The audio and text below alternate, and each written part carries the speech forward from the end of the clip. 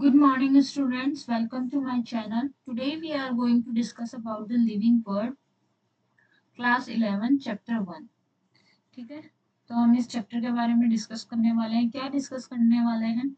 Living word के characteristics के बारे में जानेंगे, लिविंग वर्ड की taxonomy, nomenclature, taxonomy, taxonomic hierarchy और टेक्सोनोमिकल एड्स। तो इन सब के बारे में डिस्कशन करने वाले हैं। चलिए let's begin our chapter.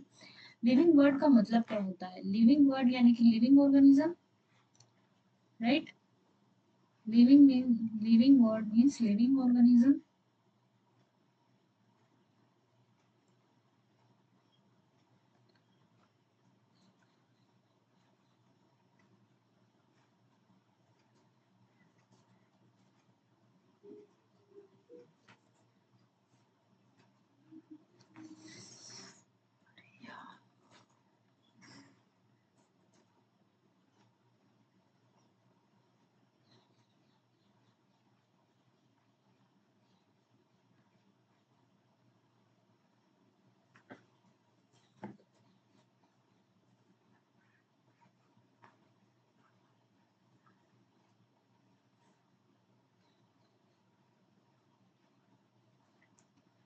Living word, living organism,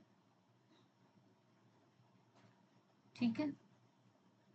क्या होता है लिविंग ऑर्गेनिज्म? लिविंग ऑर्गेनिज्म जैसे कि हैबिटेट होते हैं इनका, ठीक है।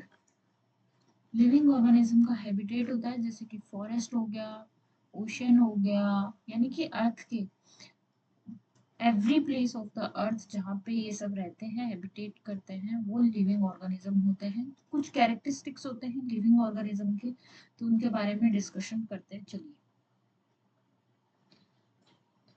ग्रोथ के बारे में बात करते हैं। ग्रोथ का मतलब क्या होता है? ग्रोथ का मतलब होता है फिजिकली और जेनेटिकली ग्रोथ, ठीक है ना। फिजिकल और जेनेटिक ग्रोथ। जेनेटिक ग्रोथ कब तक होगी? एक लिमिट तक ही होती है, और फिजिकल ग्रोथ भी एक लिमिट तक ही होती है। ये नहीं है कि आदमी लंबा हो रहा है तो वो लंबा ही होता रहेगा, ऐसा नहीं होता है। तो एक लिमिटेशन होती है। लेकिन ग्रोथ क्या होती है? जो कि प्लांट्स में भी होती है और एनिमल्स में भी होती है। Increase in number of the cell. Growth का मतलब क्या हो गया? Increase in number of cell, increase in number of cells. Cell का डिवीजन होता है, सेल्स ग्रो करती है, चाहे वो प्लांट हो चाहे वो एनिमल्स हो, इसे ही क्या बोलते हैं? ग्रोथ करता है। अब क्या कहोगे कि भाई माउंटेन्स है वो भी अपना एरिया बढ़ा लेते हैं, वो सिर्फ अपना एरिया बढ़ाते हैं, वो ग्रोथ नहीं होती है। वो नॉन लिविंग थिंग्स है, नॉन लिविंग थिंग्स की कभी भी ग्रोथ नहीं होती है। क्लियर है? चलिए नेक्स्ट देखते हैं रिप्रोडक्शन। रिप्रोडक्शन का क्या मतलब होता है? ऐसे लिविंग ऑर्गेनिज्म जो अपने ही जैसी ऑफस्प्रिंग को प्रोड्यूस करते हैं, उसको बोलते हैं रिप्रोडक्शन, ठीक है। और ये क्या होता है? ये मल्टीसेलुलर ऑर्गेनिजम्स होते हैं। कुछ एग्जांपल्स हैं जैसे कि दे रखे हैं फंजाई, ठीक है, जो कि मल्टीप्लाई होती है by producing millions of asexual spores. कुछ फंजाई होती है जिनमें फिलामेंटस फिलामेंटस रिप्रोडक्शन होता है। एल्गी होती है, protonema of mosses multiply by fragmentation, right. Yeast में होता है, यीस्ट में हाइड्रा में, इनमें क्या होता है? बडिंग के थ्रू, बडिंग के थ्रू क्या होता है? रिप्रोडक्शन होता है। यूनिसेलुलर ऑर्गेनिज्म जैसे कि बैक्टीरिया, एल्गी, अमीबा, ये सब रिप्रोडक्शन किससे करते हैं? Number of the cell, cell division से, राइट, बडिंग के थ्रू। सम ऑर्गेनिज्म जैसे कि mule, sterile worker, infertile human couples do not reproduce. Hence, reproduction also cannot be an inclusive defining characteristics of living organism. ठीक है, चलिए next बात करते हैं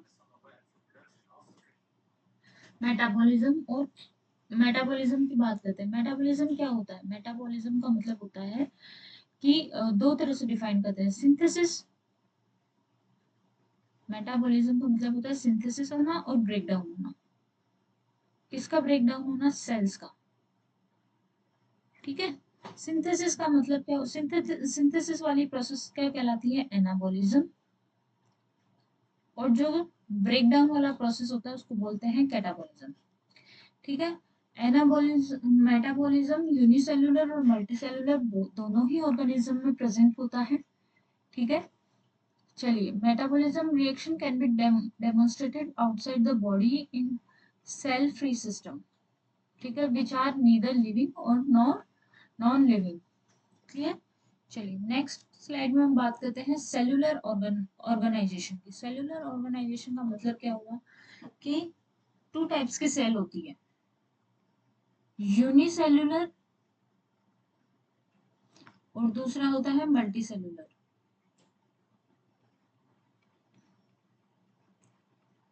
ठीक है, यूनिसेलुलर का मतलब ही क्या होता है, सिंगल सेल, यानी कि सिंगल सेल से लिविंग ऑर्गेनिज्म क्या करता है, मल्टीप्लाई करता है, सिंगल सेल ऑर्गेनिज्म, जैसे कि अमीबा हुआ। ठीक है, और मल्टी सेलुलर मतलब millions of the cell, millions of cells, उससे क्या कर रहा है, अपने आप को प्रोड्यूस कर रहा है। ठीक है, इन सेल में क्या होता है, सेल में प्रोटोप्लाज्म होता है, न्यूक्लियस होता है, सेल ऑर्गेनल्स होते हैं। ठीक है, सेल ऑर्गेनल्स होते हैं। ठीक है, तो वो cell protoplasm which perform several activity at the cellular level and result into various life process. Clear. चलिए आगे डिस्कस करते हैं कॉन्शियसनेस। कॉन्शियसनेस का क्या मतलब होता है, all living organisms have excellent ability to sense their environment and they respond to various physical and chemical biological stimuli। Consciousness का मतलब क्या होता है कि हाउ यू रिएक्ट, आप अपने कैसे रिएक्ट करते हो किसी किसी भी चीज को देख के, मतलब कैसे एक्शन का रिएक्शन वाली बात होगी। ठीक है, the various external factor which living organism respond, जैसे कि लाइट हो गया, वाटर हो गया, temperature, pollutant, other organism etcetera, light duration और photo period affects many seasonal breeders, plant as well as animals। All living things respond to chemical entering their bodies। ठीक है, seasonal में भी जो ब्रीडर्स होते हैं, जैसे कि प्लांट्स में, एनिमल्स में एक्सेट्रा। ह्यूमंस की बात करें तो human are superior of to all living things. ठीक है, it's has ability to self consciousness, हम हमें भगवान ने सोचने समझने की शक्ति दी हुई है। एनिमल्स को ये चीजें नहीं दी हुई, एनिमल्स सोचते समझते नहीं है, जबकि humans is a very superior superior mammal. ठीक है, जिसके पास कॉन्शियसनेस है। ठीक है, अब बात करते हैं बॉडी ऑर्गेनाइजेशन की। बॉडी ऑर्गेनाइजेशन से क्या मतलब है, वो सेवरल कंपोनेंट और सब कंपोनेंट जो कि कोऑपरेट करते हैं एक दूसरे को, ताकि पूरी बॉडी अच्छे से फंक्शन कर पाए। क्लियर। चलिए नेक्स्ट की बात करते हैं फिजिकल एंड बायोलॉजिकल हायरार्कीज क्या होती है। फिजिकल और बायोलॉजिकल हायरार्की का मतलब होता है ऑर्गेनाइजेशन ऑफ लिविंग बॉडी, जिसके अंदर फिजिकल हायरार्की में नॉन लिविंग कंपोनेंट्स एग्रीगेट हो जाते हैं टू फॉर्म द कंपाउंड्स, जिसको क्या बोला जाता है, फाइनली वो लिविंग वर्ल्ड में लिविंग एंटर करते हैं, किस फॉर्म में, सेल के फॉर्म में। ठीक है, सेल के फॉर्म में एंटर करते हैं और यही सेल्स किस में ट्रांसफॉर्म हो जाती है, टिश्यू, और टिश्यू से क्या बनाते हैं, ऑर्गन, ऑर्गन से क्या होता है, several compositive to form organ system. ठीक है, और बहुत सारे ऑर्गन सिस्टम मिलके क्या बना लेते हैं, लिविंग ऑर्गेनिज्म को। यानी कि क्या कहना चाह रहा है, सेल से क्या बनते हैं, सेल से बनेंगे टिश्यू, टिश्यू से क्या बनेंगे, ऑर्गन, राइट, और ऑर्गन से क्या बनेंगे, ऑर्गन सिस्टम। क्लियर। और यही प्रॉपर्टीज क्या होती है, properties of tissue are not present in the constituent cells but arise a result of interaction among the constituent cell. जैसे कि बोन, बोन एक हार्ड टिश्यू है जो कि प्रोवाइड करता है बॉडी को पूरा फ्रेमवर्क करता है बॉडी को। ठीक है ना, एक प्रॉपर स्ट्रक्चर प्रोवाइड करता है। ठीक है, लेकिन सेल्स क्या होती है, उसके अंदर भी प्रेजेंट होती है, but they do not have this property. ठीक है, इस फिनोमिनन को क्या बोलते हैं, interaction between various components of the body result in the hierarchy of organisation. Next की बात करें, नेक्स्ट क्या बोल रहा है, the various life process are result of the interaction and coordination. भाई लाइफ प्रोसेस क्या होती है, result of interaction and coordination, the complexity in organism enable living organism as to self-replicate, evolving, self-regulating and responding to external stimuli. और सभी के सभी living organism क्या होते हैं, वो अपने एंसेस्टर और डिसेंडेंट्स को फॉलो करते हैं, लिंक होते हैं उनके साथ, और वो अपना क्या करते हैं, जेनेटिक इंफॉर्मेशन को शेयर करते हैं. Genetic information passes from one generation to another generation. Transmission होता है जेनेटिक इंफॉर्मेशन का, और उसके लिए क्या होता है, सबसे इम्पोर्टेंट डीएनए. डीएनए, ठीक है, जो कि एक्सप्रेशन करता है स्पेसिफिक ट्रेट को एक ऑर्गेनिज्म में. ठीक है, चलिए नेक्स्ट में क्या है, कुछ लिविंग ऑर्गेनिजम्स के कैरेक्टरिस्टिक्स हैं, चलिए उनके बारे में भी डिस्कस कर लेते हैं. जैसे कि लाइफ साइकिल किसकी, लिविंग थिंग्स की, shape, size, life cycle, movement, self regulation, variation, adaptation, healing and repair, excretion and death. These are the some other characteristics of living organism. चलिए अब बात करते हैं living world diversity and taxonomy की. ठीक है, चलिए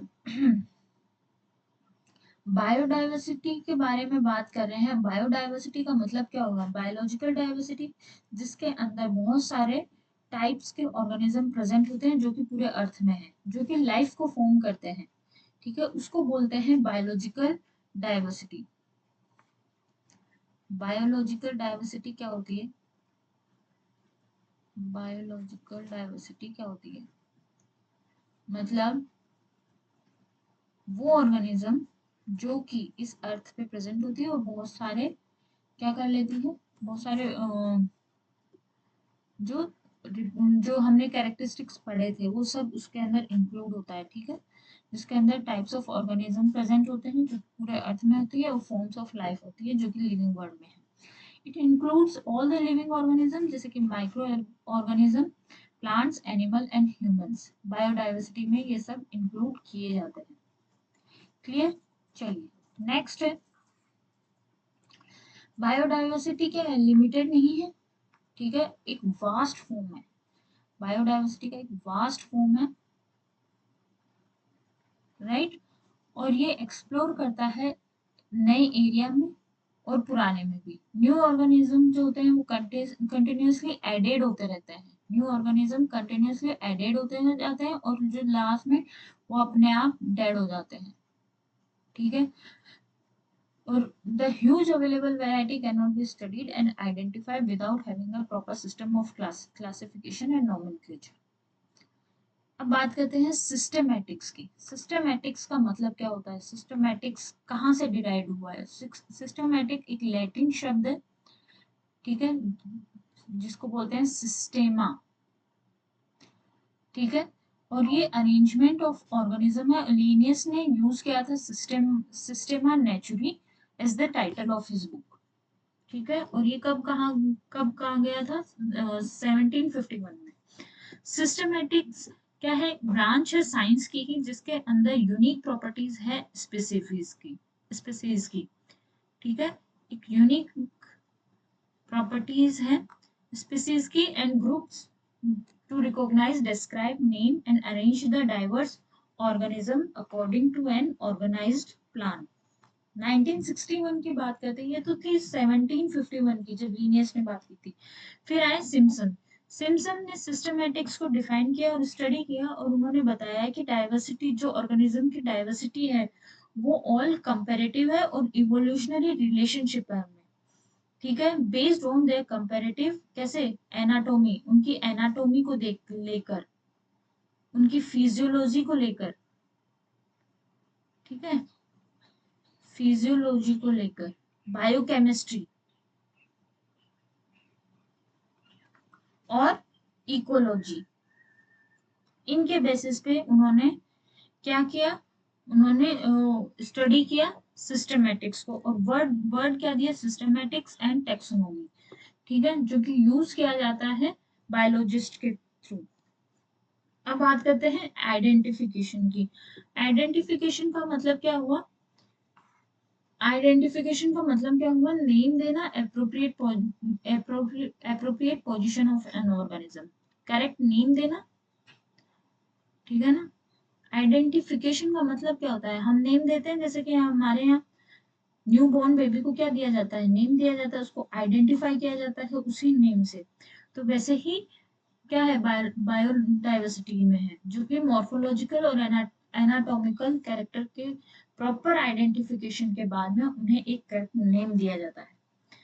चलिए क्लासिफिकेशन की बात करें तो क्लासिफिकेशन क्या है, study of all living organism, जिसके अंदर सभी जरूरी जरूरी जो भी जितना पॉसिबल हो सके वो सब जरूरी ऑर्गेनिजम्स को रखा गया है, जैसे कि जिसके अंदर उनको कैटेगराइज्ड किया गया है।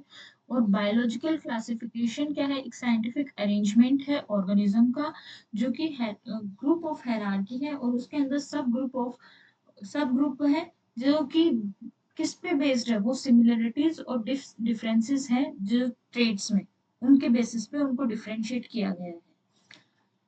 क्लासिफिकेशन का मतलब ही क्या होता है, डिफरेंशिएशन।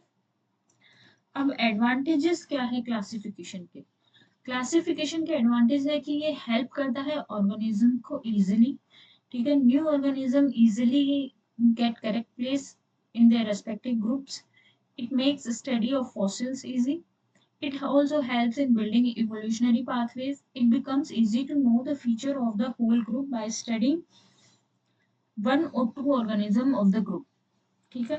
तो अब ये सब बात हुई क्लासिफिकेशन के, अब नोमेनक्लेचर की बात करते हैं। नोमेनक्लेचर का मतलब क्या हुआ, system of naming living organism in way that a particular organism is known as the same name all over the world.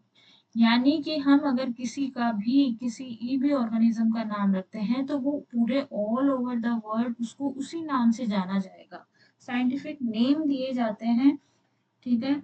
तो वो क्या होते हैं, वो ऑल ओवर द वर्ल्ड वो उसी नाम से जाने जाते हैं, क्लियर। चलिए कुछ कॉमन नेम्स की बात करते हैं।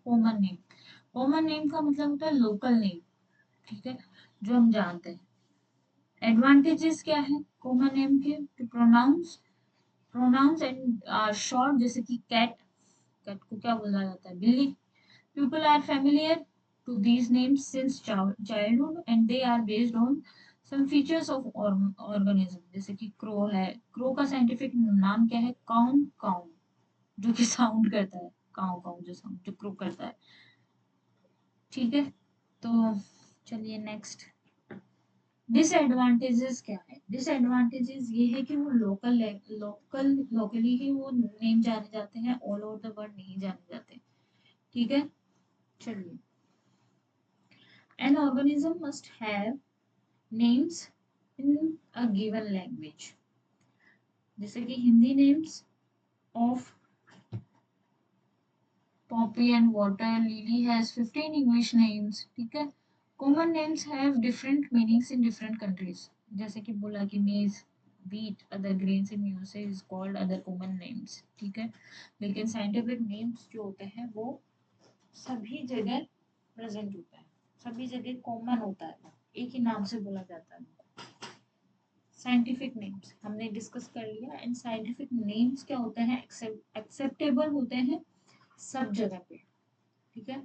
These are acceptable everywhere all over the world, ठीक है। और इनका असाइन होता है agreed principle and criteria, different for each species and not used to other organism earlier।